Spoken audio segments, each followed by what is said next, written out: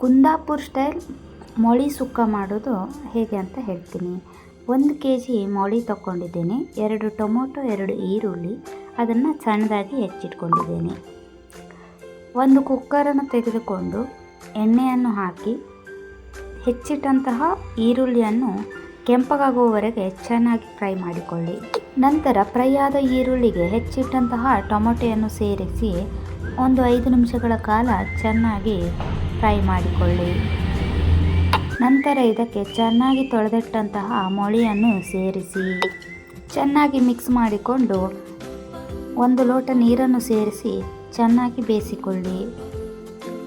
ನಂತರ ಅರ್ಧ ಕಡಿ ಕಾಯನ್ನು ತೆಗೆದುಕೊಂಡು ಸಣ್ಣಗಾಗಲು ಮಿಕ್ಸರ್ ಜಾರಿಗೆ ಹಾಕಿ ಕಾಯಿ ಸಣ್ಣಗಾದ ನಂತರ ಒಂದು ಬಾಣಲೆಯನ್ನು ತೆಗೆದುಕೊಂಡು ಸ್ವಲ್ಪ ಬ್ಯಾಡಗಿ ಮೆಣಸನ್ನು ತೆಗೆದುಕೊಂಡು ಅದಕ್ಕೆ ಎಣ್ಣೆಯನ್ನು ಸೇರಿಸಿ 1 ಚಮಚ ಜೀರಿಗೆ, 3 ಸ್ಪೂನ್ ಧನಿಯಾ, ಸಣ್ಣದಾದ ಶುಂಠಿ, ಮೆಂತ್ಯ, 6ರಿಂದ 7 ಕಾಳು ಮೆಣಸನ್ನು ಸೇರಿಸಿಕೊಳ್ಳಿ.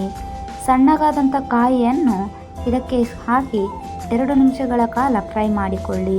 ಸ್ವಲ್ಪ ಕೆಂಪಗಾದ ನಂತರ ಅದಕ್ಕೆ ಹುಣಸೆಹಣ್ಣು, ಕೊತ್ತಂಬರಿ ಸೊಪ್ಪನ್ನು ಸೇರಿಸಿ ಸ್ಟವ್ ಆಫ್ ಮಾಡಿ ನಂತರ ಸ್ವಲ್ಪ ಅರಿಶಿಣವನ್ನು ಸೇರಿಸಿ ಈ ಎಲ್ಲ ಮಸಾಲೆಯನ್ನು ಮಿಕ್ಸಿ ಜಾರಿಗೆ ಹಾಕಿ ಸ್ವಲ್ಪ ಉಪ್ಪನ್ನು ಹಾಕಿ ತರಿತರಿಯಾಗಿ ಗ್ರೈಂಡ್ ಮಾಡಿಕೊಳ್ಳಿ.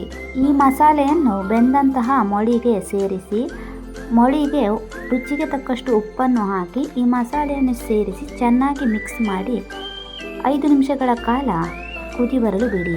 ಈ ಕಡೆ ಒಂದು ಬಾಣಲೆಯನ್ನು ತೆಗೆದುಕೊಂಡು ಎಣ್ಣೆಯನ್ನು ಹಾಕಿ ಬೆಳ್ಳುಳ್ಳಿಯನ್ನು ಹಾಕಿ ಬೆಳ್ಳುಳ್ಳಿ ಒಗ್ಗರಣೆಯನ್ನು ಈ ಮೊಳಿ ಸುಕ್ಕಕ್ಕೆ ಸೇರಿಸಿ 5 ನಿಮಿಷಗಳ ಕಾಲ ಆದ ಮೇಲೆ ರುಚಿಯಾದ ಮೊಳಿ ಸುಕ್ಕ ಸವಿಯಲು ಸಿದ್ಧ.